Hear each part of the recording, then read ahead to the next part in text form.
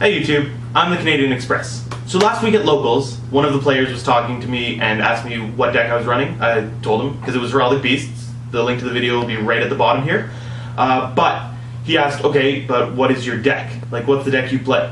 Now, at my Locals, that's a pretty reasonable question, especially because of the fact that you got your 6 Samurai player, your Gravekeeper player, the Lightsworn player, the one guy that runs Stun every single week. A lot of people have their deck. And it's like that in the TV show too. You know, you can't picture Yugi running Dragon Rulers to win a YCS. He'd go with any kind of spellcaster deck. Same thing, Jaden's got his Elemental Heroes.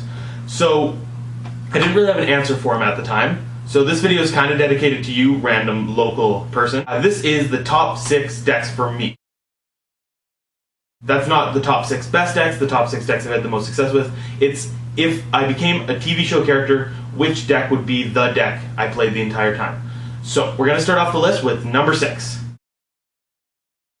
Number 6 is Batterymen.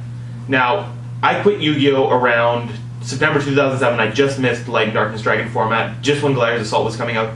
And, you know, I just wanted some time away from Yu-Gi-Oh! Didn't really have as much fun as I used to. I was going through high school, wasn't really interested. And I wound up coming back right around halfway through Judgment of the Light's release. The deck that I was running before was obsolete. The power creep was ridiculous from Phantom Darkness on, and I couldn't compete. So I wanted a deck that was really cheap for me to play, since I wasn't even fully committed into going back into Yu-Gi-Oh! I didn't want to spend a ton of money to pay $300 for a playset of anything, or $300 for a Crush Card Virus, and then find out I still don't like it and I'm stuck with it. So I picked up a deck that I kind of toyed around with before and a lot of support came for in Judgment of the Light, which was Batterymen. A lot of fun. One of my best memories was, like, you know, getting off that Inferno Reckless Summon, Short Circuit, OTKing right there with Batterymen AAA. It was really exciting. I was really glad to see the more support. I was hoping that there'd be a little more Batterymen support in Judgment of the Light when it was first announced. Unfortunately, I didn't get that. I don't know if I'll be picking up the deck anytime soon, but it's definitely in the back of my head. I definitely have a fondness in my heart for Batterymen, and I appreciate it. Moving on to number 5, we have Windups.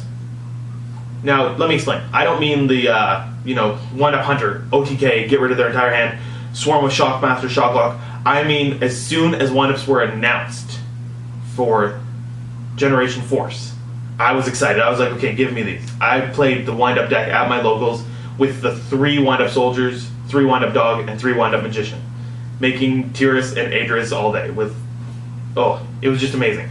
I loved it. And then when the next pack came out, I didn't care about Windup Warrior.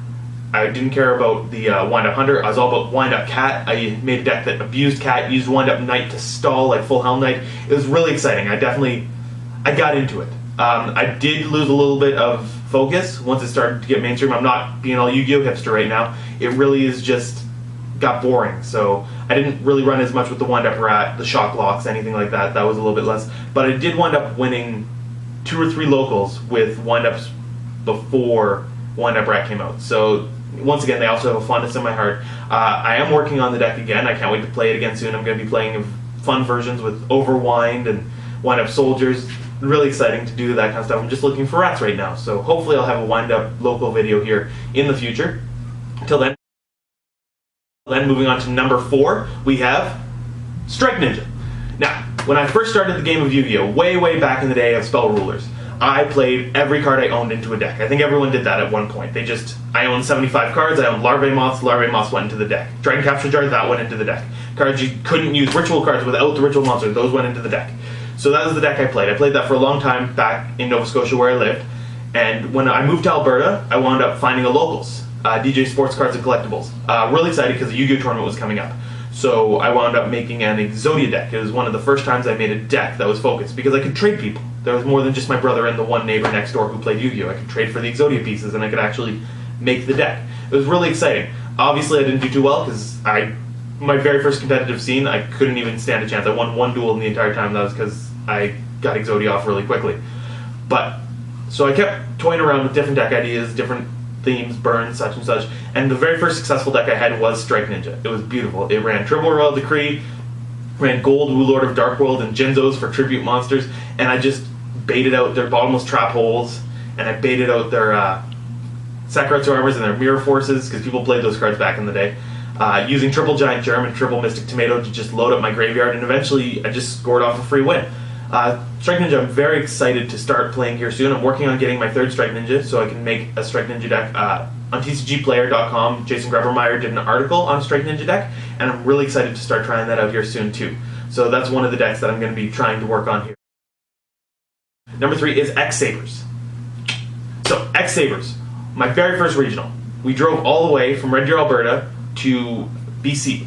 There was a regional, didn't have regionals in Alberta for about 2 years at this point. We really wanted to go, so we took a road trip to it. I was playing zombies on the way there, and I wound up getting my third Emrys Blade from one of my friends. I was collecting the Emrys Blades. I finally got third. I heard Roy St. Clair got third place at a YCS with X-Sabers, and I was really determined to also do really well with X-Sabers, but not cheat. So that's where me and Roy St. Clair differ. However, I finally got the third Emrys Blade. I thought, whatever, I've been testing zombies this whole time. I haven't played X-Sabers once. Let me give it a shot. My deck didn't run the Summoner Monk Rescue Cat version. It actually wound up running 3 Gaia Power. Simply put, Emrys Blade with Gaia Power was enough to crash with Blackwing Shura, the Blue Flame, and then bring out a 2100 attack Airbellum and attack directly and steal a card from their hands. Since Blackwings were popular, that was big. Also, at the time, Super Nimble Mega Hamster was a really good card, and Gaia Power would have turned his defense from 1800 to 1400, which is much more manageable for my X-Sabers. I wound up topping, getting 6th place at that event, losing my very first match in top 8 to a Flambeau player.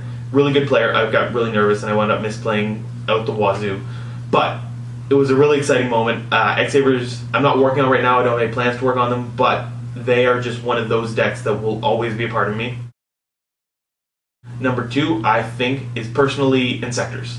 Now, I know Insectors are sacky, they Hornet, and no one likes playing against Insectors. I get that. The only time you like playing against Insectors is if you're remaining 3 Macrocosmos, and that's fine. But Insectors, I don't know, they have something to them. I remember when I was looking around for Insector videos when they first came out, and I came across this video of this kid, and he didn't have enough money to get 3 Hornets. He only had 1 Hornet, so what he ran instead was he ran 3 Hoppers. And the whole point, instead of going Dragonfly pop, Special Summon a Centipede pop, every single turn going for the loop, he wound up going Centipede, get a Hopper, Hopper detach, Centipede searches for the Insector Axe, equipping the Axe to him, and he's a 2600 attack directly this turn. And next turn he does the same with the 3600 attack. And I thought that was the coolest idea ever. So when the ban list hit, and Insector Hornet went to 1 and Dragonfly went to 1, there was no way to really play the deck the traditional loop sack way. So I got excited. I wound up taking to Regional a deck that ran 3 of the Sword and 2 of Insector Axe with the idea of Hopper keeps attacking directly with Centipede. And I wound up getting 5th place at that Regional. Then I took the deck to YCS Seattle. That would have been in 2012. And I wound up making it all the way to round 8 before I had to drop. I didn't put the axes in the main deck this time. There was 1 in the side deck in case I played against Light Hero Beat. But I wound up doing really well with Insectors. Insectors, they take quite a while to get used to. And yes, they are sacky. Yes, sometimes they do open Dragonfly, Hornet, and Heavy Storm. And there's nothing you can do if you don't open with Valor. But just something about the Insectors. The idea of an insect archetype finally being good. Of dark monsters, insects. You get to drop Dark Arm Dragon. You get to destroy cards every turn. If you have 2 cards in your hand, your opponent's scared of you because on your turn you can just go off again. I love the idea of that. I was really happy when Billy Break made it to the top in his YCS with the Insectors too. That was really exciting. So Insectors, I always have an emergency sap. I never trade my Insector stuff.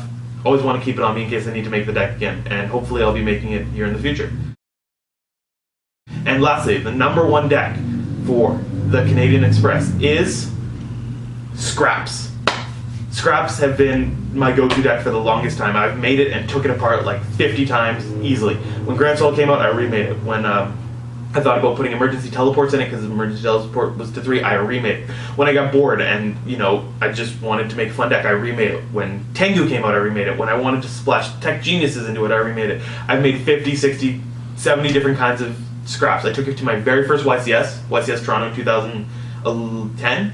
Obviously, it wasn't the best call for the time because Triple Maxi and Triple Valor were just getting mained in almost everything, so I didn't do too well. But just the Scrap Chimera play, Summon Scrap Beast and set Scrap Storm is still one of the most exciting plays I can think of in my head right now. Summoning Scrap Chimera, bringing it back. When Scrap Orthros came out, I got excited. Whenever Earth support comes out, with Redux coming out, I remade the deck. Didn't do too well, unfortunately, but that's okay. It's just something so exciting about the idea of scraps. Scrap Twin Dragon is an awesome card. Scrap Dragon has always been amazing. Queen Dragoon Jin coming out, that really helped the deck. There's just... Scraps get a lot of indirect support that people don't notice because they're Earth, because they're beasts and beast warriors, and because they have a dragon synchro and another dragon synchro. They sync. They make rank 4s really easy. These are all... Every pack, you can almost always find one card to point at and say, yep, I can put that in my scrap deck. That's why I think scraps are number one. They're the one deck that I always have in the back of my mind for making. Whenever I go to locals, no matter what. Like this week I'm going to be playing Chain Beat, but I'm going to be thinking like, man, I could have played scraps. And something about that, just when a deck is like that, it just stays with you. So scraps are my number one. I am curious though, what is your guys' number one deck? If you had one deck that you would play for the entire format, no matter what cards came out, without caring about competitiveness, just because you enjoyed playing that deck, what would that deck be? Don't forget to comment in the section below, along with liking and subscribing to my channel. I am the Canadian Express. It's been a pleasure, YouTube. I'm signing out.